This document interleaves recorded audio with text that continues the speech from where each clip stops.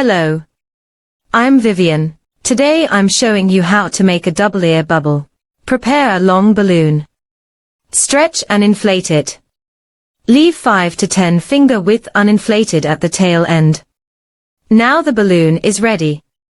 Make 2 small bubbles of 2 finger width each. Turn it sideways. Connect it with the balloon's mouth. Pass through the middle of 2 single bubbles. Remember to pull this knot out.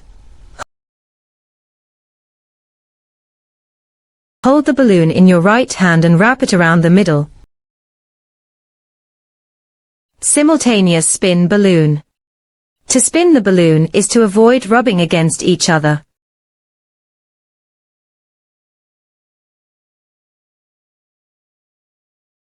It looks like 2 ears.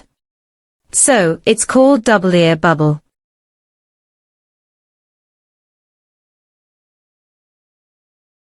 Make a slight adjustment. We're done. Stay tuned and join me.